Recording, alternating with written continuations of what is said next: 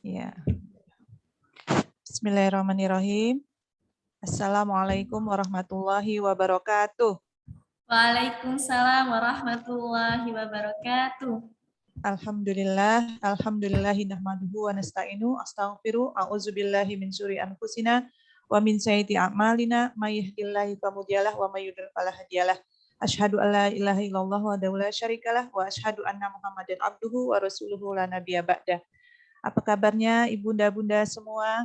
Sehat ya, insya Allah ya. Terlihat cerah semua. Dan pagi ini siap untuk menimba ilmu bersama Ibu Guru. Mudah-mudahan dimudahkan oleh Allah Subhanahu Wa Taala agenda pada pagi hari ini sampai dengan selesai. Amin ya Rabbal Alamin. Salawat dan salam semoga tetap tercurah kepada junjungan kita Nabiullah Muhammad Sallallahu Alaihi Wasallam, keluarga dan sahabatnya, dan semoga kelak kita akan mendapatkan syafaatnya di yaumil akhir. Amin ya Rabbal Alamin. Saya izin untuk share screen ya, Bun. Ya, silakan Umi.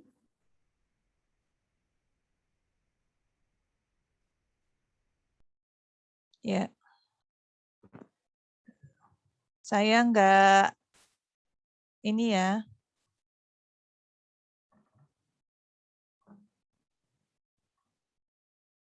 Ya, mudah-mudahan kelihatan ya. Sudah kelihatan semua ya? Bunda-bunda yang dirahmati Allah Subhanahu wa taala, pagi menjelang siang ini saya ingin menyampaikan sebuah materi tentang mendidik buah hati ala Rasulullah SAW. Saya akan kupas sedikit dari judulnya ya, tentang kata mendidik, buah hati, dan Rasulullah SAW. Maaf saya panggilnya ibu-ibu aja ya. Ibu-ibu yang dirahmati Allah Subhanahu wa taala, karena kebiasaan di majelis taklim. Mendidik ya, kata mendidik. Atau saya rubah dulu dari kata buah hati. Kita semua adalah orang yang mendambakan buah hati. Dan ketika kita menginginkan buah hati, pasti Allah mensyariatkannya melalui jalur sebuah pernikahan, ya. Dari sebuah pernikahan itulah kita akan mendapatkan buah hati, anugerah dari Allah Subhanahu wa taala, amanah dari Allah Subhanahu wa taala, titipan dari Allah Subhanahu wa taala. Yang namanya titipan itu suatu saat akan diambil oleh Allah Subhanahu wa taala. Dan yang namanya titipan, kalau kita dititipin anak presiden, kira-kira kita akan jaganya enggak gitu ya, anak pejabat misalnya gitu ya. Pasti kita akan jaga. Dan apalagi ini yang menitipkannya itu adalah Allah Subhanahu wa taala. Sehingga titipan ini pasti akan kita rawat ya, kita didik dengan sebaik-baiknya, yang kelak juga memang akan Allah minta pertanggungjawabannya di hari akhir nanti. Bahwa pada suatu saat di hari akhir nanti kita akan ditanya atas kepemimpinan kita. Ya, kalau suami ditanya kepemimpinannya di dalam keluarga, kemudian kita sebagai seorang ibu juga akan ditanya tentang kepemimpinan kita di dalam rumah tangga kita. Kepemimpinan kita terhadap siapa? Terhadap buah hati kita.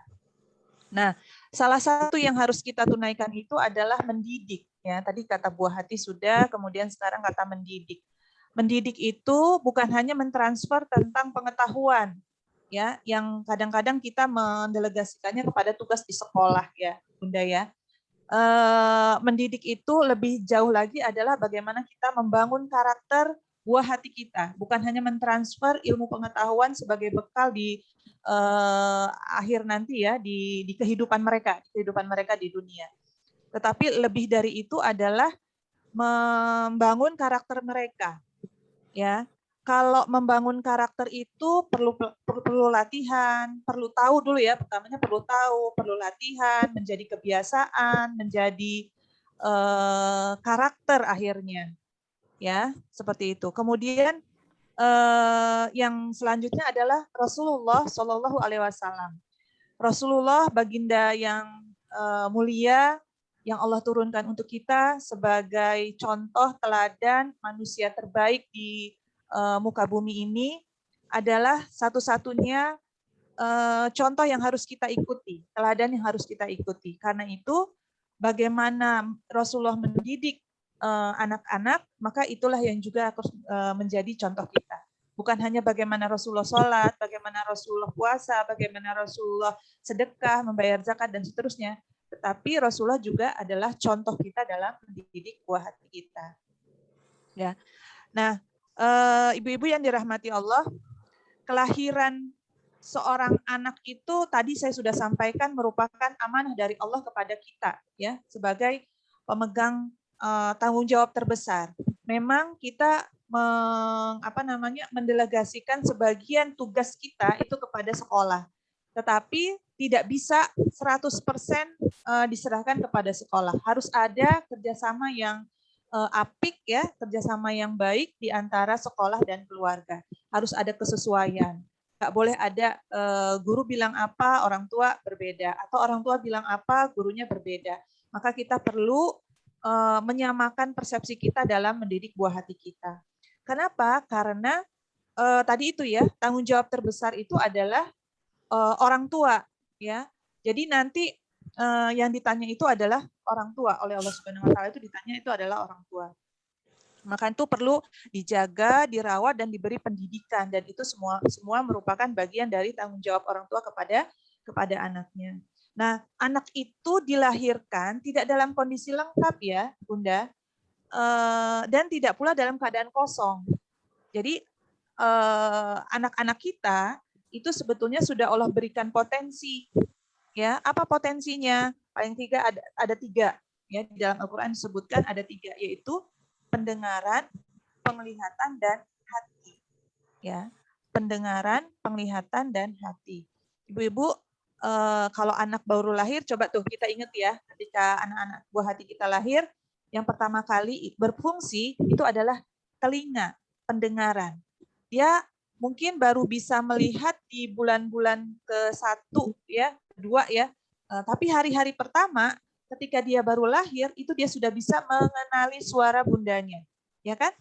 Nah, itu memang potensi yang Allah berikan. Nah, pada saat itulah kita banyak berinteraksi dengan suara, ya, dari mulai dia hari pertama lahir sampai mungkin baru bisa jelas melihat wajah bundanya sekitar umur 1,5 bulan, ya, kurang lebih seperti itu. Nah, itulah potensi yang Allah berikan kepada anak kita. Jadi sebetulnya ketika anak dilahirkan itu tidak dalam keadaan kosong, tetapi dia punya perangkat yang siap untuk diisi oleh kita, ya. Mau kita install seperti apa itu tergantung dari bagaimana orang tua menginstalnya. Ibaratnya kalau komputer itu masih kosong gitu, ya, drive-nya, nanti tinggal gimana kita ngisinya, kita mau diisi dengan apa, itu tergantung dari kedua orang tuanya. Ya, jadi tidak kosong, kosong, tetapi sudah ada modal, sudah ada tempat untuk menyimpan, ya. Dan kemudian dia juga dilahirkan dalam kondisi yang fitrah. Fitrah itu apa? Fitrah itu sesuai dengan penciptaan Allah Subhanahu wa taala. Fitrahnya manusia apa? Salah satunya adalah dia suka akan kebaikan. Dia suka dengan sesuatu yang baik-baik. Manusia paling jahat pun, misalnya orang yang suka berbohong pun tidak suka dibohongi, gitu, ya. Itu fitrahnya manusia. Orang yang suka mencuri pun gak suka barangnya dicuri, gitu, ya. Jadi itu salah satu dari fitrah manusia. Nah,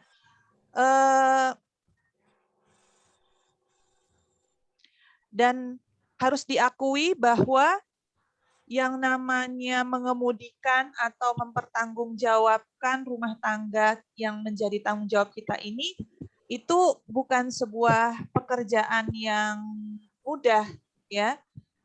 Merupakan sebuah pekerjaan yang sangat rumit. Bahkan kita sendiri baru tahu tentang pendidikan anak itu barangkali learning by doing, ya. Belajar sambil melakukan.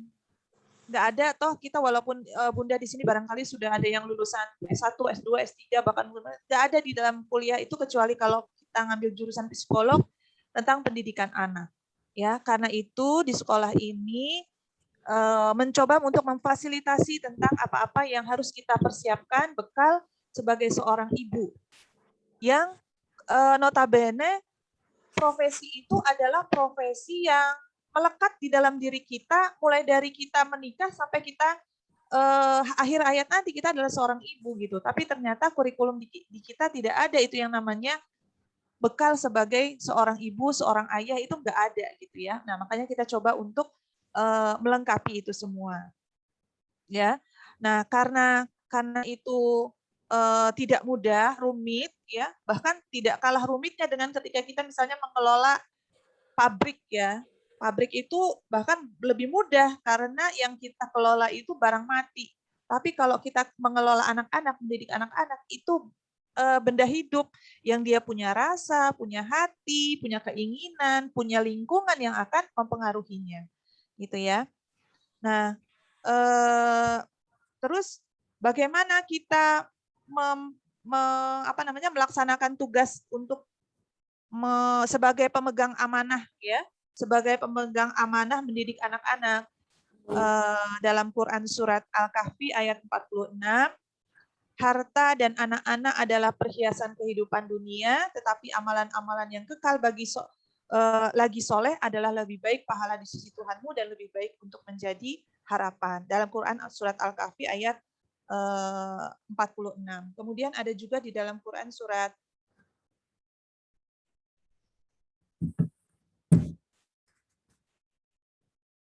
At-Tahrim ayat 6. Ya ayyuhalladzina amanu qu anfusakum wa ahlikum naro. Hai orang-orang yang beriman, pelihara dirimu dan keluargamu dari api neraka yang bahan bakarnya adalah manusia dan batu. Jadi kalau kita yakini bahwa nanti di kehidupan kita di akhir itu ada dua pilihan, surga dan neraka, maka bercita-citalah bahwa kita nanti sekeluarga kumpulnya itu di surga. Ya, ibu-ibu barangkali sudah pernah bertanya ya sama anak-anak cita-citanya apa gitu ya. Mungkin ada yang bilang mau jadi dokter, ada yang mau bilang jadi guru, insinyur, atau pilot, atau polisi, dan sebagainya. Tetapi coba ditanamkan di dalam benak mereka bahwa cita-cita tertinggi itu boleh menjadi cita-cita, tetapi cita-cita tertinggi kita adalah bagaimana kita semuanya, umi, abi, ayah, ibu, anak-anak semuanya, itu nanti kita kumpulnya itu di surga. Itu. Ya. Nah, untuk merealisasikan cita-cita itu nggak bisa umi kerja sendiri, ya. Sholat sendiri sekuat tenaga supaya kalian bisa masuk surga nggak bisa, ya. Atau ayah puasa sendiri gitu ya, supaya kalian bisa masuk ikut surga nggak bisa. Tetapi kita perlu kerjasama, ya, antara ayah, ibu, dan anak-anak. Nah, tapi harus dibangun keinginan bahwa nanti tempat kita berkumpul itu, reuni laginya itu adalah di surga, sehingga terbayang oleh mereka bahwa memang untuk meraih sesuatu yang indah itu adalah perlu kerjasama, perlu kerja keras gitu ya, dan tentu saja harus tuntas dulu di antara ayah dan ibu di rumah. Tuntas dengan visi ini, ya, tuntas dengan visi ini, baru kemudian kita bisa merealisasikannya kepada anak-anak, menyampaikannya kepada anak-anak.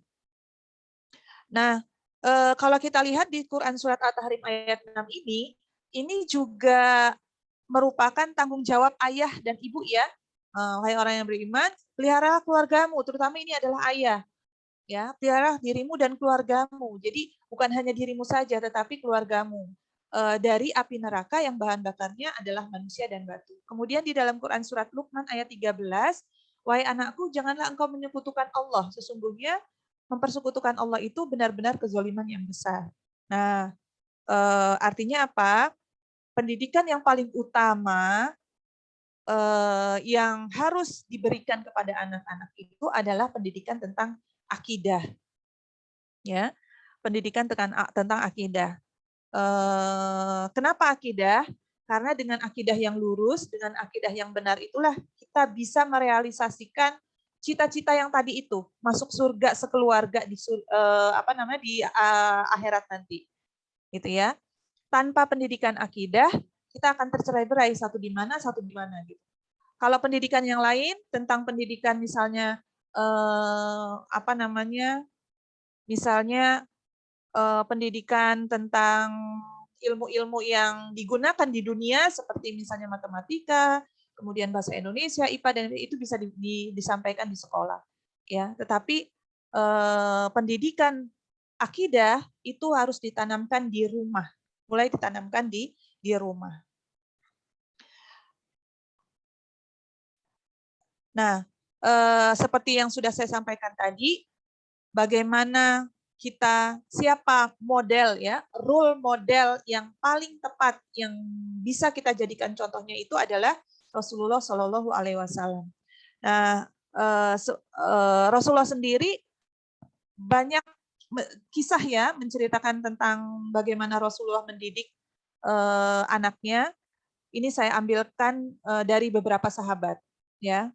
Kisah Khalifah Umar bin Abdul Aziz ya, ketika Umar bin Abdul Aziz itu meninggal, dia meninggalkan harta 18 dinar. 5 dinar untuk kain kafannya dan sisanya untuk warisan kepada 11 anaknya. Dan kenapa beliau ini adalah orang yang sangat terkenal dengan sedekahnya. Umar bin Abdul Aziz ini adalah khalifah kelima ya. Beliau memimpin itu cuma 2,5 tahun, tapi 2,5 tahun itu Masya Allah tidak ada yang pantas dari warganya, masyarakatnya, kaumnya pada saat itu yang pantas untuk menerima sodako, saking sudah makmur gitu ya. Kalau kita kayaknya masih banyak yang harus disodakohin, masih banyak yang pantas menerima sodako. Saking dengan waktu yang 2,5 tahun itu beliau bekerja dan membuat masyarakatnya itu tidak berhak untuk menerima sodako, ya karena udah jadi kaya semua gitu ya. Nah, kisah yang kedua, Hisam bin Abdul Malik, dia meninggal mewariskan 1 juta dinar kepada setiap anaknya dari 11 anaknya. Jadi ada 11 juta dinar, satu anak 1 juta. Nah, beberapa tahun kemudian anak Umar bin Abdul Aziz ini justru mampu bersodakoh 10 ekor kuda untuk perang, sedangkan anaknya sahabat Hisham bin Abdul Malik ini justru menjadi pengemis di pasar. Pelajarannya apa?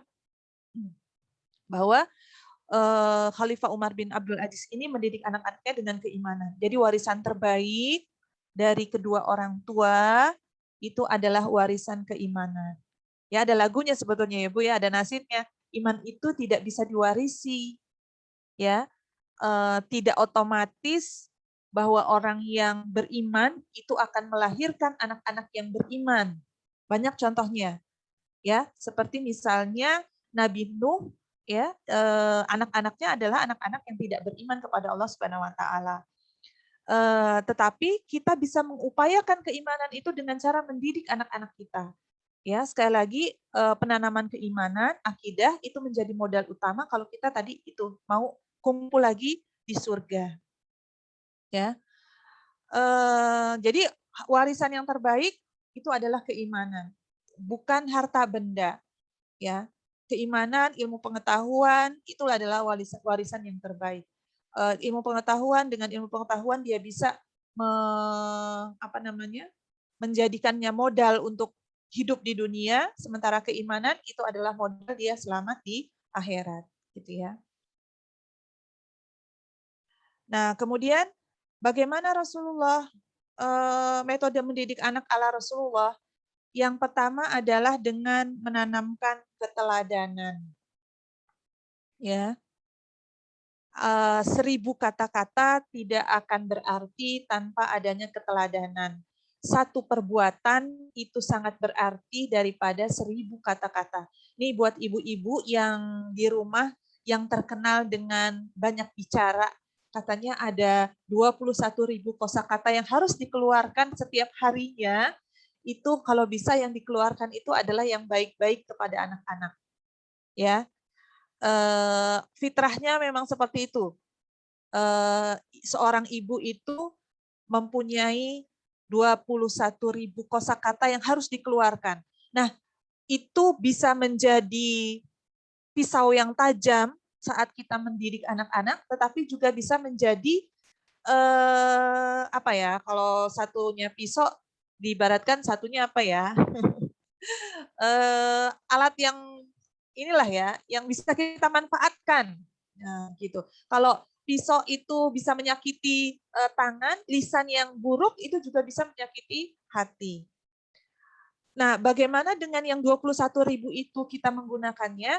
Itu kita upayakan setiap yang keluar itu adalah kebaikan, ya. Nah, apa namanya? Tetapi kalau kita melihat kepada poin yang pertama ini tentang keteladanan, kita melihat keteladanan dulu ya, bahwa sebagai orang tua kita tidak boleh memberikan perintah tanpa kita menjadi model, role model. Seperti Rasulullah. Rasulullah itu adalah orang yang menerima wahyu dari Allah Subhanahu wa taala, tetapi kemudian Allah juga memerintahkan kita untuk mencontoh prakteknya pada diri Rasulullah. Jadi wahyunya turun kepada Rasulullah, contohnya juga Allah suruh kita lihat Rasulullah. Bukan wahyunya turun kepada Rasulullah, tapi kemudian contohnya lihat Abu Bakar. Tidak seperti itu. Ya, akan terjadi inkonsistensi ketika kita bicara tapi tidak kita lakukan. Ya, misalnya menyuruh anak sholat, sedangkan orang tuanya nggak sholat. Ya, sebelum kita memperbaiki anak-anak, berarti kita harus memperbaiki diri kita sendiri. Karena itu tadi, satu keteladanan itu lebih efektif daripada 1000 kata-kata. Ya, dan ketika usia di bawah 6 tahun, ya, ketika anak-anak itu berusia 3-6 tahun, itu dia adalah peniru ulung. Ya, makhluk imitasi. Kalau ibu-ibu pengen lihat bagaimana kita, itu lihatlah pada anak-anak kita di usia 3-6 tahun. Ya, cara ngomongnya, cara jalannya, cara bicaranya, cara dia minta, cara dia ngambek, itu kurang lebih ya seperti itulah. Karena dia adalah makhluk imitasi, dia adalah makhluk yang peniru ulung. Maka sebaiknya orang tua harus ekstra hati-hati dalam bertingkah laku, ya, ekstra hati-hati dalam berbicara di depan anaknya.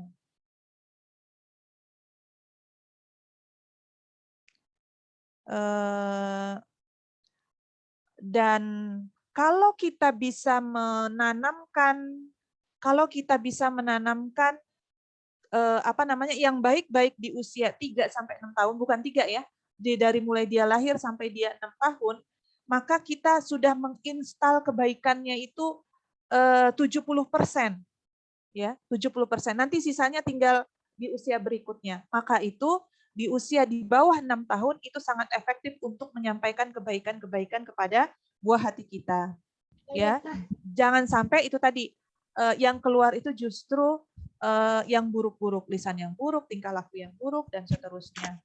Ya, dalam Quran surat Al-Ahzab ayat 21, sesungguhnya telah ada dalam diri Rasulullah itu suri tauladan yang baik bagimu, yaitu bagi orang-orang yang mengharap rahmat Allah dan kedatangan hari kiamat, dan dia banyak menyebut Allah Subhanahu wa taala. Ya. Jadi manfaatkan usia di bawah 6 tahun itu segala sesuatu yang baik-baik ya di hadapan anak-anak kita. Nah, dalam keteladanan ini seorang ulama Abdullah Nasir Ulwan menafsirkan ada beberapa bentuk keteladanan. Yang pertama adalah keteladanan dalam ibadah.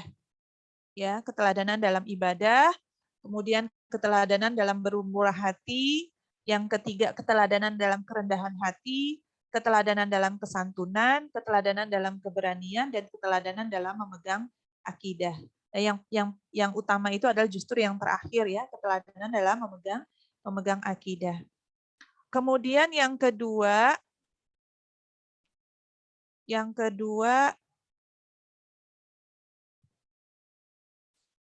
pembiasaan yang baik ya, atau pendidikan dengan adat kebiasaan. Ya. Setelah kita menginstal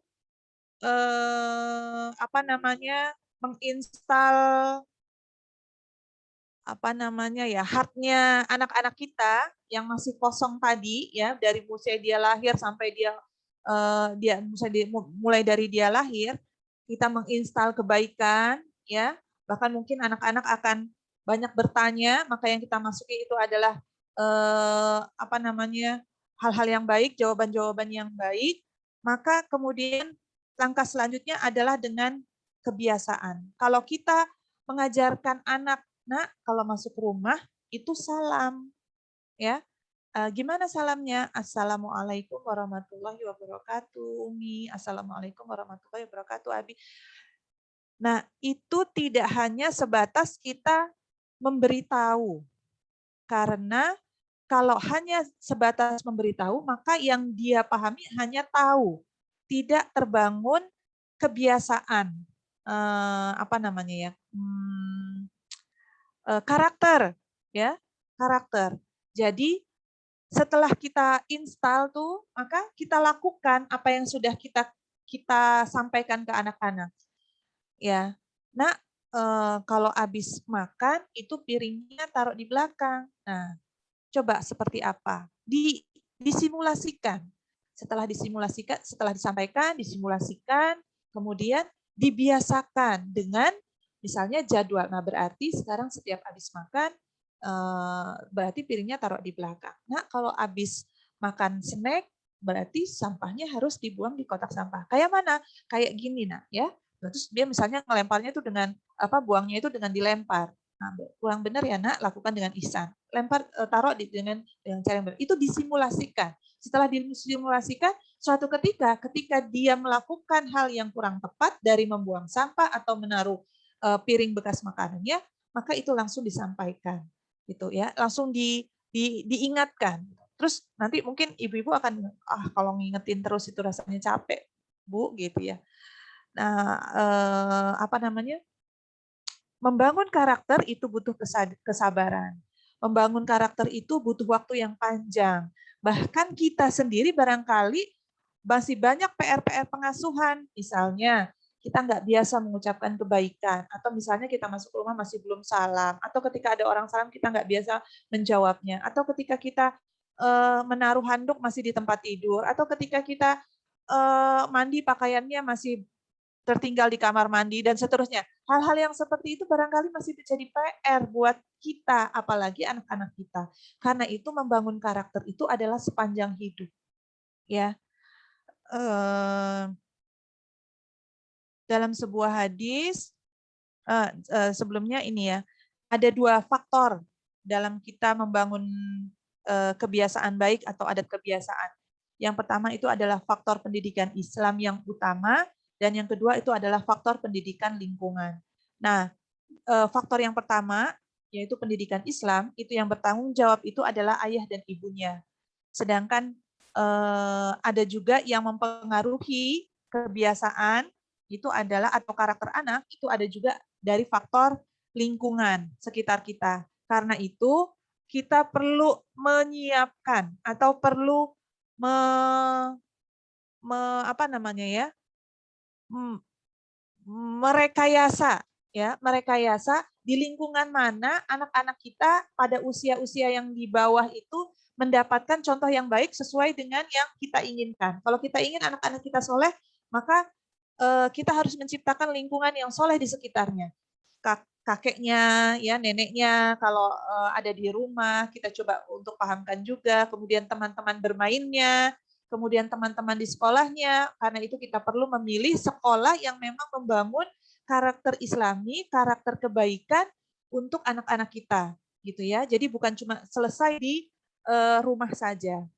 Dalam sebuah hadis riwayat Muslim dari Abu Hurairah radhiyallahu anhu telah bersabda Rasulullah SAW, tidak ada anak yang dilahirkan kecuali dalam keadaan fitrah. Karena memang di dalam perut kita sudah diminta perjanjiannya oleh Allah Subhanahu Wa Taala bahwa kita mengakui Allah adalah Rabb kita. Tetapi kedua orang tuanya lah yang akan menjadikannya seorang Yahudi, Nasrani, dan Majusi. Ya, dalam hadis riwayat Muslim. Nah, ini ada contoh kalau di layar ya, ada pembiasaan baik itu akan sangat efektif ketika dia di usia 2 tahun ke atas. Ya, dimulai dari pembiasaan rutinitas yang baik, misalnya itu tadi ya, baca bismillah, hamdalah, menghafal surat-surat pendek, pakai hijab, baik di sekolah maupun di sekitar rumah kalau dia harus pergi keluar rumah. Menggunakan tangan kanan ya saat makan dan minum, duduk dan seterusnya. Itu merupakan pembiasaan. Nah, namanya pembiasaan, sekali lagi saya sampaikan bahwa yang namanya pembiasaan baik itu tidak bisa kita sampaikan cuma seminggu ini aja gitu ya. Udah disampaikan kok Bu, udah diajarin gimana cara minum yang baik atau makan gitu ya. Udah disampaikan enggak, tapi itu kita harus sampaikan sepanjang dia masih bersama kita. Gitu ya.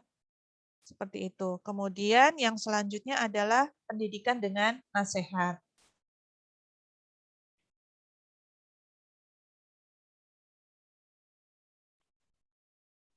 Ya, pendidikan dengan nasihat atau pengajaran dan dialog. Nah, ini harus kita sadari bahwa sekalipun kita mengandalkan keteladanan, tapi tetap kita harus banyak bicara. Bukan banyak bicara, tapi harus menyampaikan sesuatu kepada anak-anak kita. Ya, memahamkan terhadap sesuatu, gitu ya. Kenapa kita harus sholat, nak? Kenapa kita harus puasa? Kenapa kita harus berbuat baik sama orang lain? Ya, kenapa kita? Nah, jadi pada usia-usia di bawah 6 tahun itu memang anak-anak akan ketika kita ngajak ngobrol itu pasti akan banyak sekali pertanyaan, maka bersabarlah. Kalau mereka sendiri sabar untuk bertanya, maka kita juga harus sabar untuk menjawab. Sekarang kita kuat-kuatan sabar sama anak-anak kita. Gitu ya Bun ya. Kalau anak-anak umur segitu itu kan semua ditanya ya nggak? Nggak ada yang nggak ditanya. Lihat ini nanya, lihat itu nanya. Udah itu nanyanya begitu dijawab masih nanya lagi. Kalau kata Abah, kalau mereka saja sabar untuk bertanya, kenapa kita jadi tidak sabar gitu ya? Jadi kita kuat-kuatan sabar ya.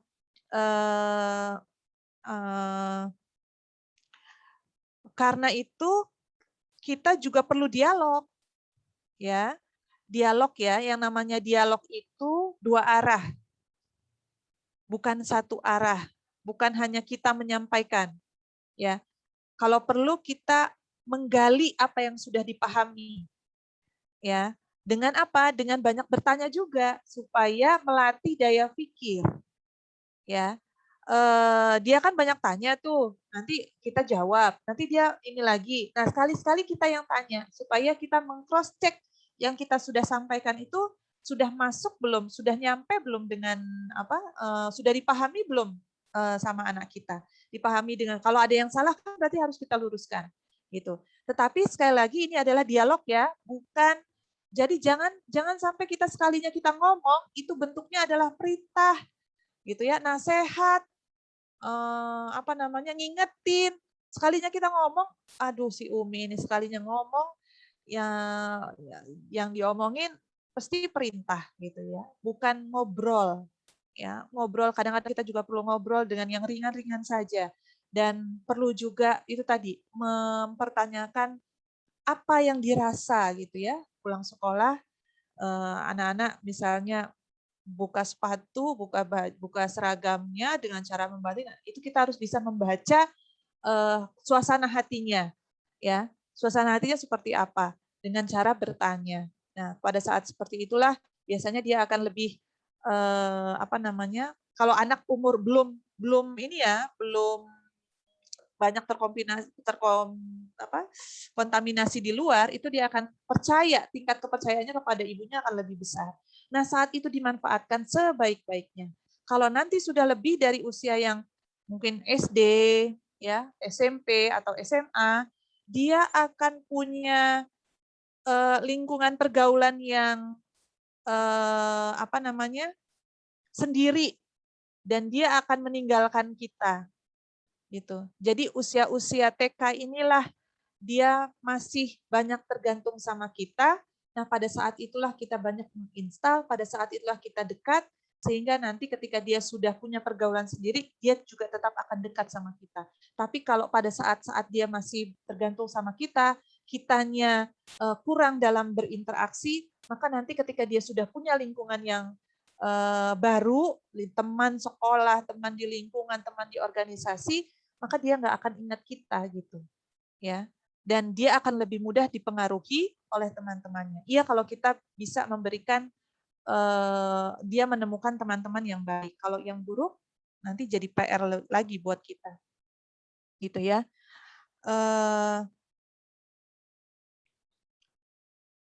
Sebentar ya, Bun.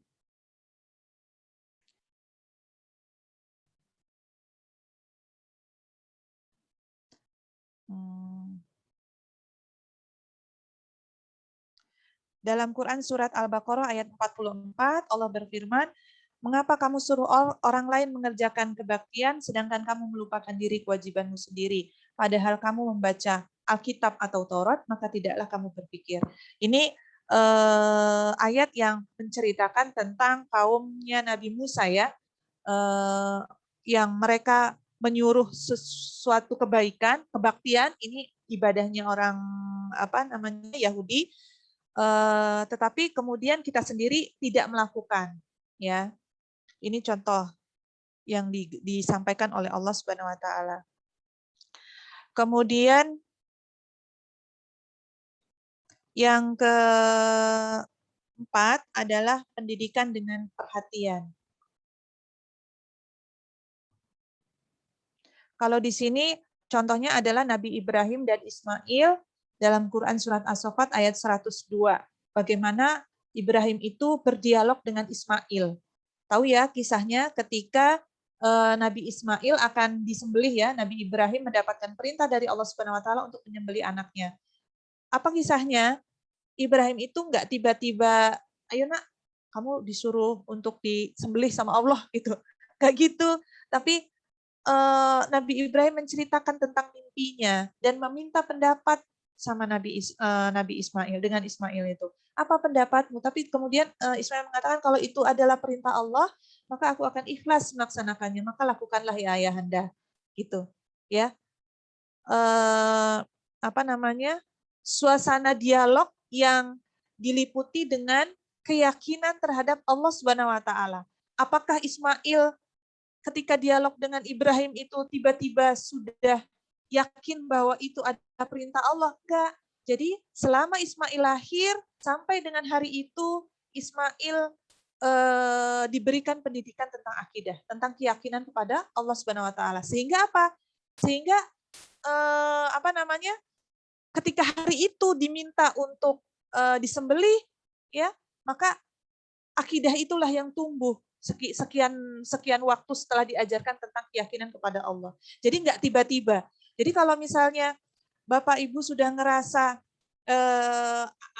anak saya kok tiba-tiba bandel ya, nggak nurut gitu. Coba perhatikan sebelumnya gitu.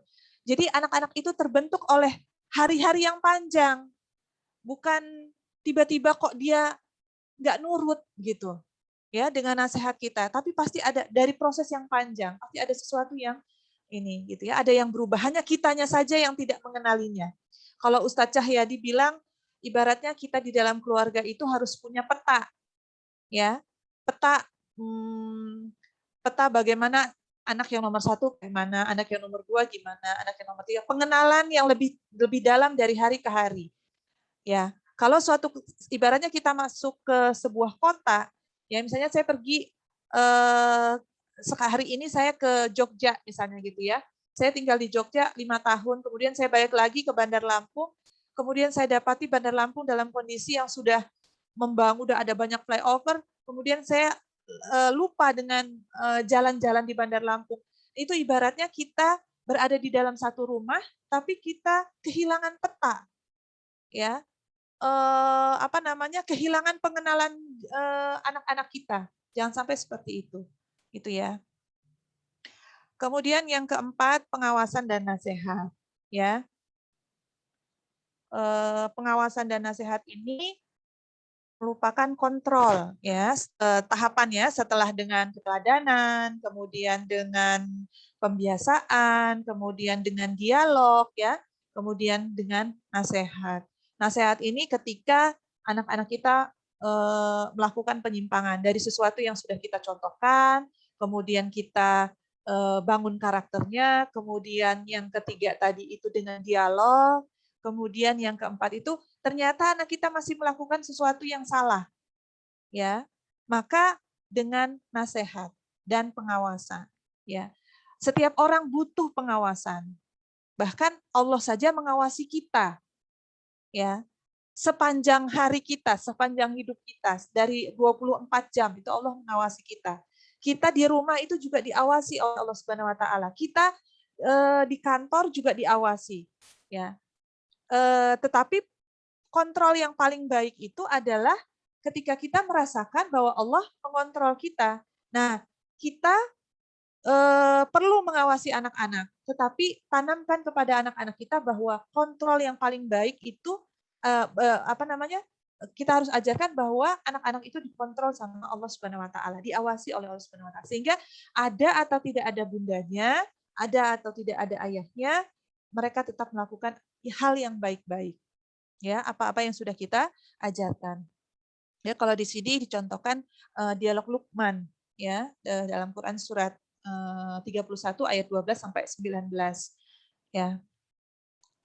Dalam hadis riwayat Tirmidzi juga disampaikan, seseorang mengikuti agama kawannya, karena itu perhatikanlah kepada siapa ia berkawan. Memilihkan lingkungan, ya ini termasuk hal yang kita memilihkan lingkungan. Dan mengkoreksi perilaku anak itu juga bagian dari ini, tahapan yang keempat ini, ya. Kemudian yang kelima, hukuman atau sanksi. Ini setelah 4 tahap sebelumnya, maka barulah ia boleh diberikan sanksi jika tetap melanggar. Dalam sebuah hadis riwayat Abu Daud, suruhlah anakmu untuk sholat bila berumur 7 tahun dan gunakanlah pukulan jika mereka sudah berumur 10 tahun dan pisahkanlah tempat tidur mereka. Ketika kita menyuruh anak-anak kita sholat, kalau masih di umur-umur yang di bawah 7 tahun, barangkali kita ketemu anak kita sholatnya cepat banget, atau wudunya belum benar, gitu ya. Atau ketika kita ngajarin puasa, puasanya baru setengah hari, dan seterusnya gitulah ya. Ibu-ibu yang dirahmati Allah, ketika kita mengajarkan hal seperti itu, yang perlu ditanamkan adalah itu adalah latihan, pembiasaan tadi ya. Pembiasaan. Belum ada kewajiban anak-anak untuk sholat, belum ada kewajiban anak-anak untuk berpuasa. Ya, yang kita bangun itu adalah karakter. Sehingga apa yang harus kita tanamkan adalah jangan sampai mereka membenci aktivitas ibadah. Ya,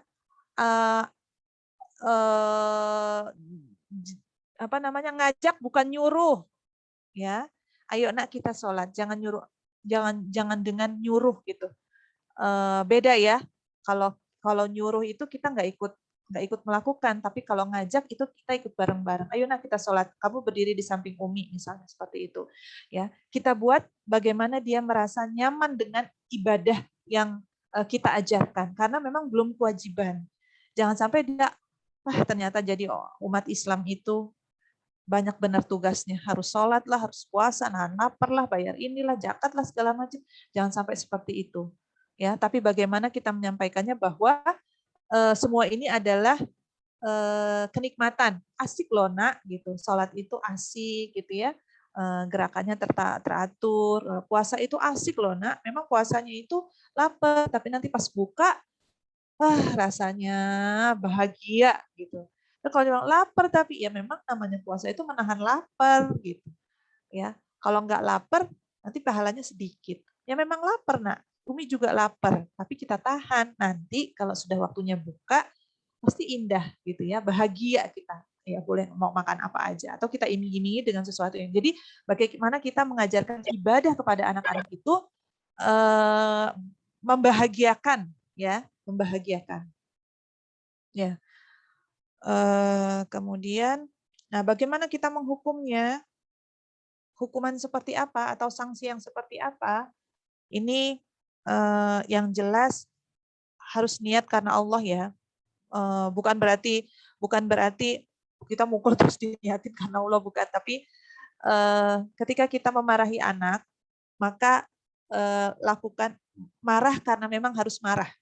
Marah itu bukan yang nggak boleh. Marah itu boleh, tetapi lakukan karena marah harus marah. Jangan karena marah karena emosi. Kita udah emosi duluan, baru kemudian kita memarahi anak kita. Tetapi marah yang terkontrol. Marah karena memang kita harus marah. Kenapa marah yang kena harus marah itu gimana? Ketika dia mencuri itu kan nggak baik. Nah, kita harus terus bukan berarti terus kita karena kita nggak boleh marah terus kita jadinya tersenyum melihat dia melakukan kesalahan, bukan. Tapi memang harus dimarahin. Tapi dimarahinnya itu dengan cara yang baik, dengan kasih sayang, ya. Bahkan kalau di sini juga di hadis ini kan boleh dipukul, tapi kalau sudah 10 tahun dipisahkan tempat tidurnya. Kita pukulan yang tidak menyakitkan seperti itu, ya.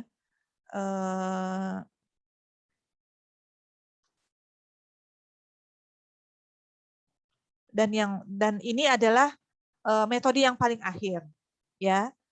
Sanksi atau hukuman itu adalah metode yang paling akhir yang bisa kita lakukan. Mungkin kalau bahasan tentang sanksi itu sendiri nanti akan kita perlu lebih ini lagi ya, perlu dialog lah, jangan sampai salah dipahaminya gitu ya. Oh boleh marah, terus nanti kata-kata yang keluar tidak terkontrol, ibunya marah dengan emosi dan seterusnya. Itu kurang tepat ya.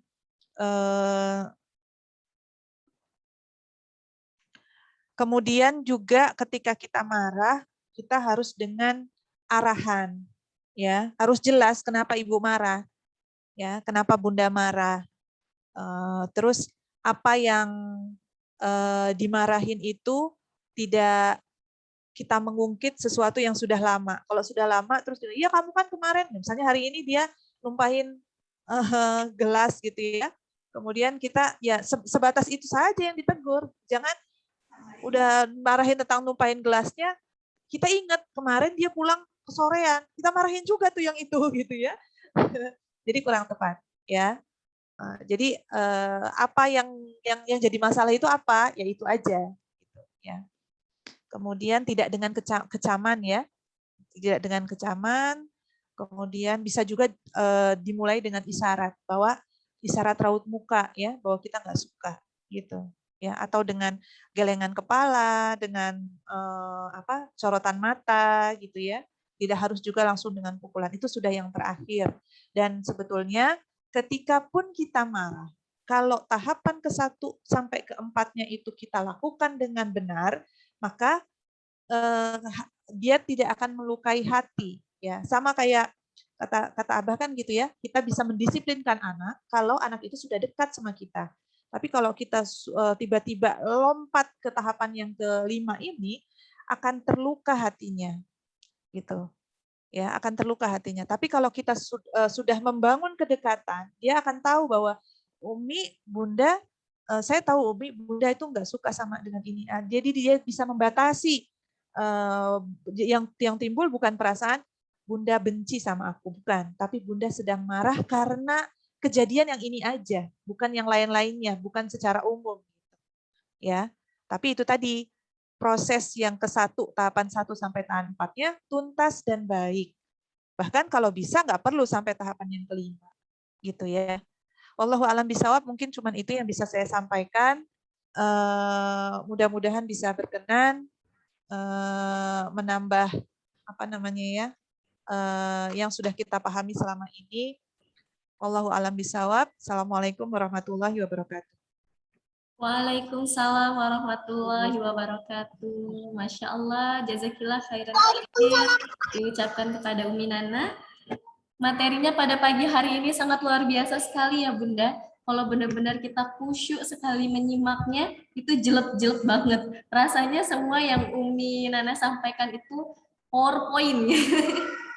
Semuanya itu memiliki kekuatan yang luar biasa Bunda kalau benar-benar kita resapi. Baik Ayah Bunda, saya akan memberikan kesempatan kepada Ayah Bunda yang ingin bertanya terkait materi kita pada pagi hari ini. Untuk sesi pertama, saya buka 3 orang penanya. Boleh melalui chat, boleh juga secara langsung ya Bunda. Boleh mengangkat tangan. Monggo Bunda, kepada Bunda-Bunda dipersilahkan.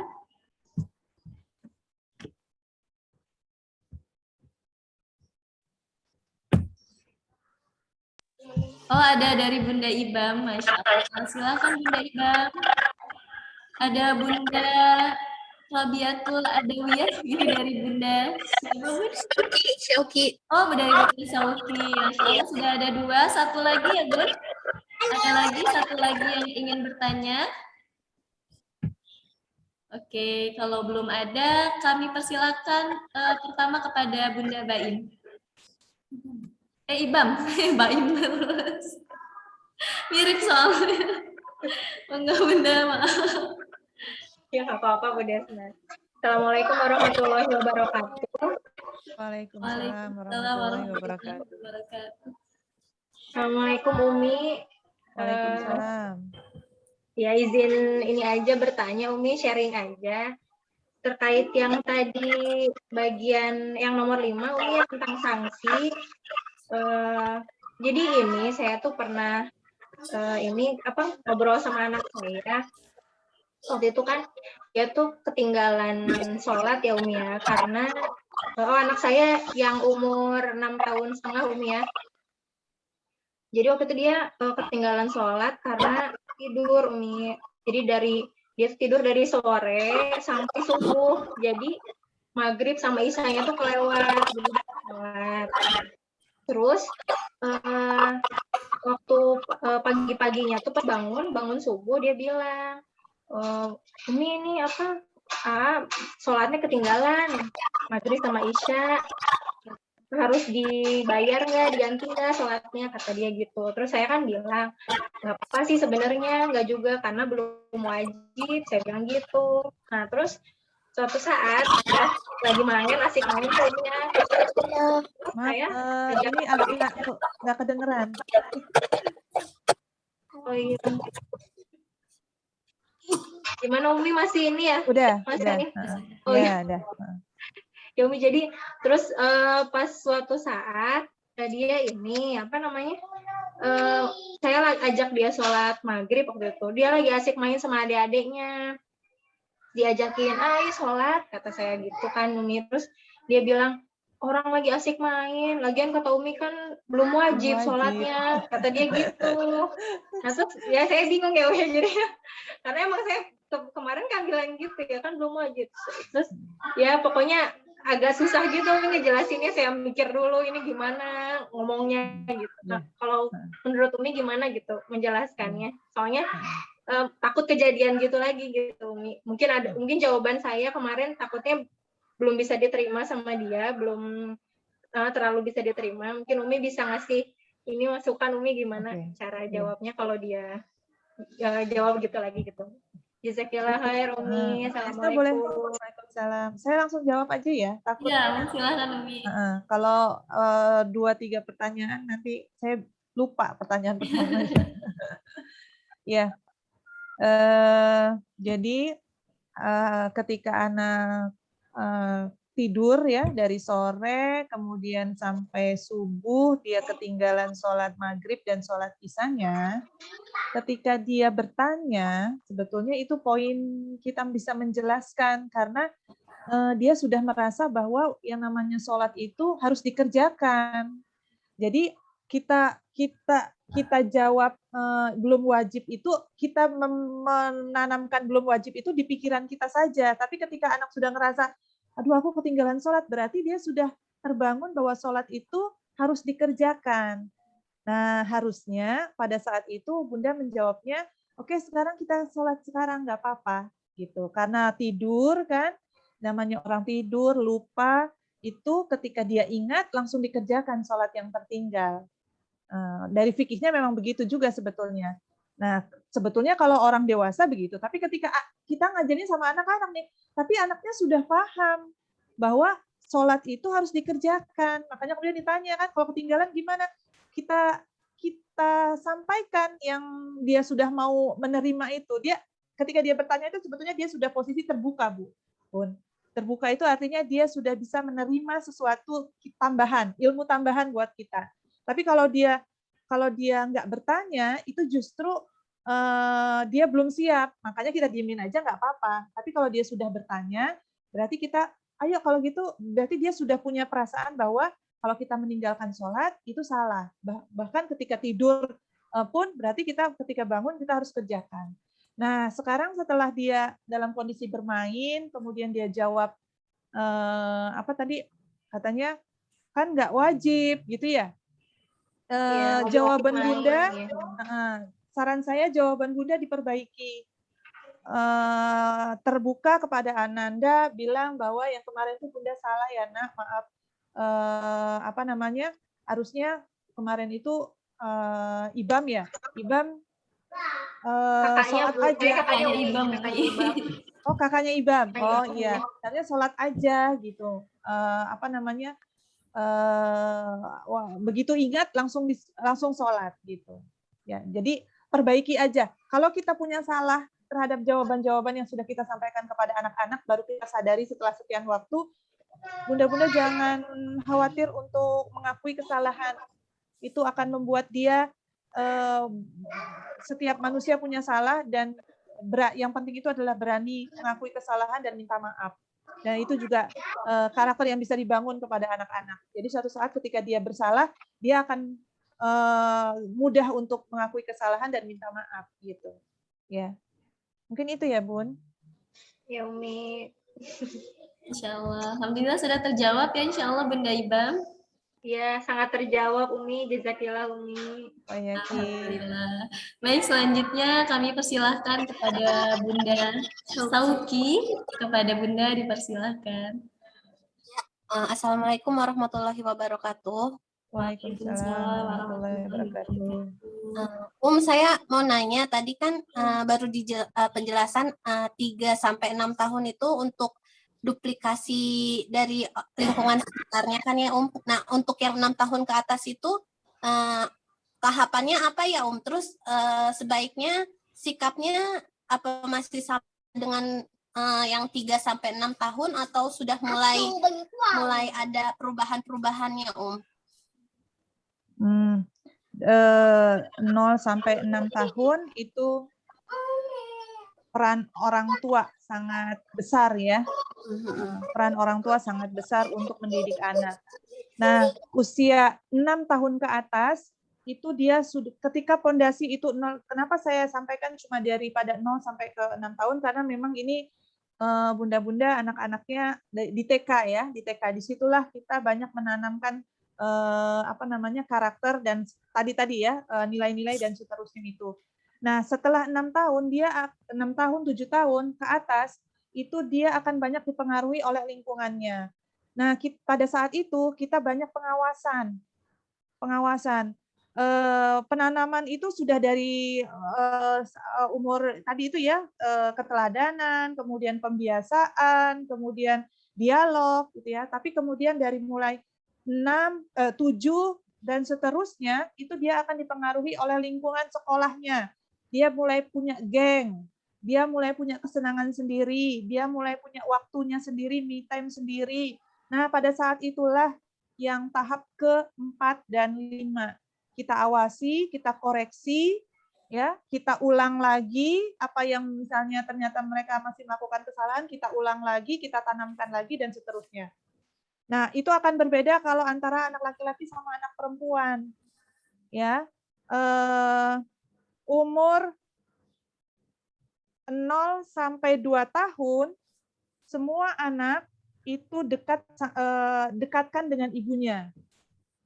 Umur 2 sampai 6 tahun itu anak laki-laki dekat dengan bapaknya, anak perempuan dekat dengan ibunya.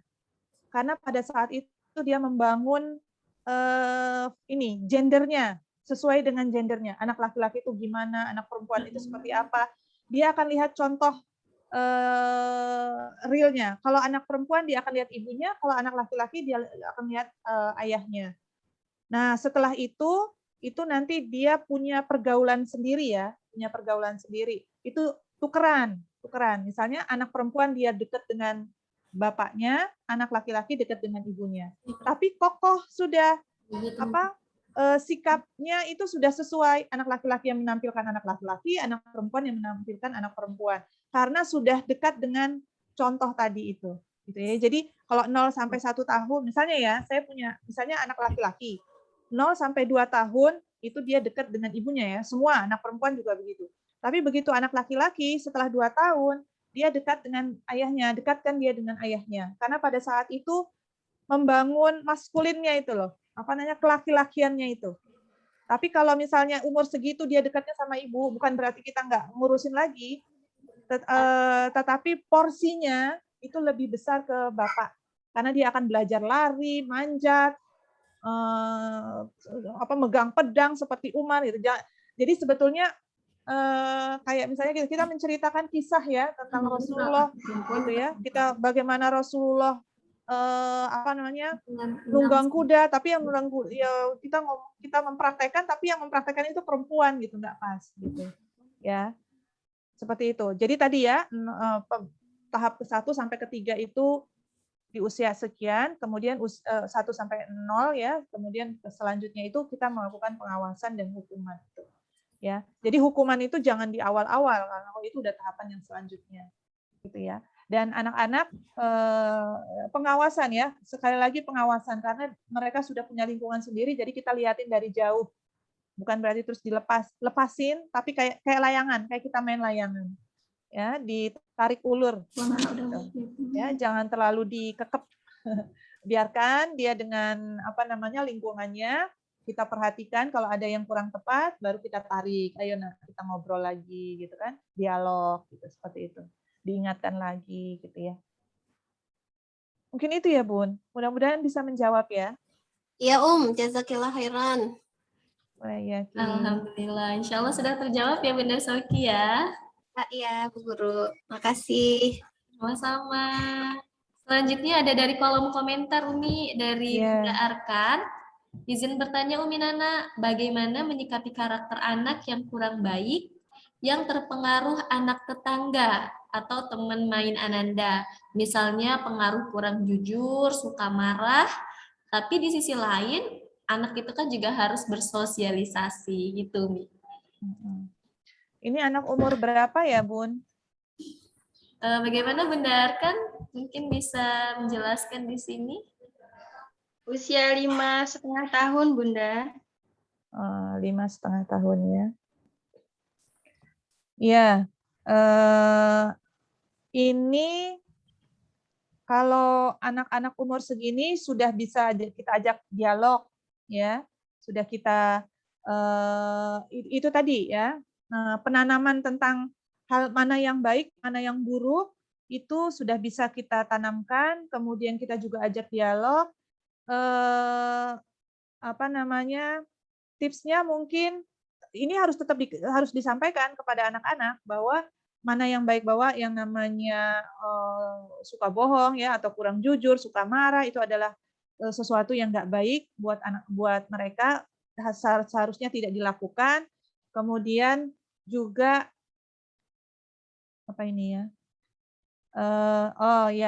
anak-anak itu memang betul belajar bersosialisasi, harus belajar bersosialisasi. Nah, satu tipsnya adalah sekali-sekali teman-temannya itu kita ajak main ke rumah, ya, bukan untuk dimarahin, tapi untuk diajak ngobrol juga gitu, ya. Itu PR ya, PR bersama gitu. Makanya itu tadi ketika kita mendidik anak kita anak-anak kita tuh nggak mungkin berada terus di bawah pengawasan kita, pasti dia punya lingkungan yang lainnya, maka kita harus membuat lingkungan di sekitarnya itu baik gitu ya. Kalau dia punya teman, berarti ya sering-sering aja anak-anaknya justru mainnya di sekitar rumah kita, di dalam pengawasan kita. Nah, pada saat itu kita bisa menanamkan nilai-nilai kebaikan juga kepada anak-anak yang lainnya, gitu. Sehingga sedikit demi sedikit akan lebih mudah ya kita mengatasi anak kita, karena ya itu tadi nasihat itu juga untuk teman-temannya, bukan cuma untuk dirinya sendiri gitu. Karena bisa jadi kan anak ngerasa ternyata jadi anak bunda nggak enak ya, karena nggak boleh marah, nggak boleh bohong gitu. Tapi nggak begitu gitu ya. Kalau kita juga memberitahu ya, mengajarkan anak teman-temannya, maka akan hilang pendapat yang seperti itu, bahwa yang namanya nilai-nilai kejujuran, sabar itu berlaku untuk semua gitu ya. Masih bisa diajak dialog ini ya Bun, anak-anak. Terus ya itu tadi tipsnya adalah temennya diajak main ke rumah ya. Kita bikinkan makanan, kita ajak ngobrol, jadi kita main sama mereka sama-sama gitu. Nanti anak akan melihat itu ternyata orang tua juga, orang ibunya itu juga menegur sesuatu yang kurang baik, bukan cuma dirinya sendiri gitu. Itu kurang lebih ya Bun. Baik, Umi Nana, jazakillah khair. Wah iya Ki. Masya Allah, Alhamdulillah sudah terjawab ya, Insya Allah Bunda Arkan. Iya, Bunda, terima kasih. Sama-sama, Alhamdulillah. Mohon maaf sebelumnya bunda-bunda yang mungkin masih ingin bertanya, tetapi sesi kita pada materi hari ini sudah selesai Bunda, karena Umi ada kegiatan yang lain juga. Jadi mohon maaf apabila belum sempat ditanyakan, semoga di lain waktu bisa terjawab ya Bunda ya. Sebelum diakhiri, mungkin Umi Nana ada yang ingin disampaikan? Iya, tadi sebetulnya sudah di awal ya, bahwa yang namanya anak itu adalah amanah, suatu saat akan dimintakan pertanggungjawabannya sama Allah, dan jangan lupa ibu-ibu semua, bunda-bunda semua untuk menanamkan di dalam benak kita semua, juga benak anak-anak kita, bahwa cita-cita tertinggi kita, visi kita berkeluarga, itu adalah berkumpul di surga. Gitu ya. Mungkin itu saja ya, Bu Desna. Masya Allah, jazakillah khair Umi. Sebelum Umi meninggalkan kita semua, kami minta izin Umi untuk foto bersama dulu ya Umi ya. Oh iya. Kepada bunda-bunda, dimohonkan untuk membuka kameranya.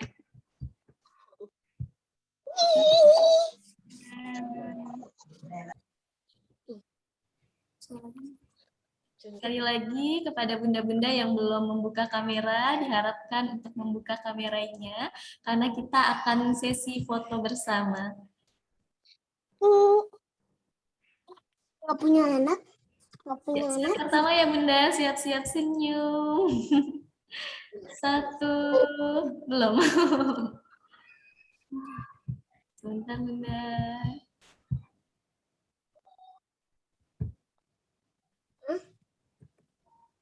Ya. Ya, kita coba sekali lagi ya Bunda. Kita beri senyum yang paling indah. 1, 2, 3, senyum.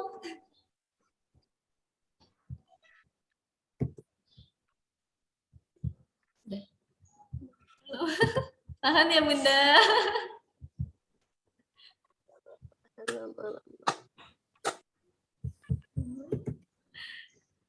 Oke, alhamdulillah. Slide kedua selanjutnya.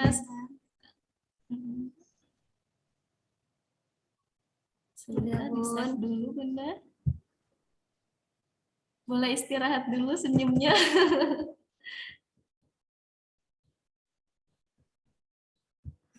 Oke, kita siap-siap di slide kedua, Bunda. Kita senyum lagi ya, Bun. 1, 2, 3. Tahan, Bunda. Oke, alhamdulillah. Masya Allah, terima kasih banyak diucapkan sekali lagi kepada Umi Nana yang telah menyampaikan materinya yang sangat luar biasa kepada kita semua. Semoga apa yang Umi sampaikan dapat kita praktikkan dalam kehidupan sehari-hari, dan semoga Umi yang menyampaikan mendapatkan keberkahan dan pahala dari Allah Subhanahu wa taala. Amin ya rabbal alamin. Saya pamit ya, Bu Desna. Iya, terima kasih banyak. Salam sehat, salam semangat. Assalamualaikum warahmatullahi wabarakatuh. Warahmatullahi wabarakatuh.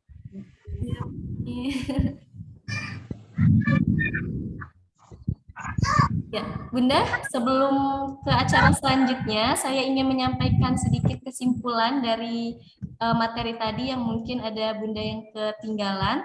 Jadi yang pertama itu yang menjadi powerpoint-nya itu adalah yang diajarkan kepada anak-anak. Pertama itu bukan perkara dunia, tetapi perkara tauhid.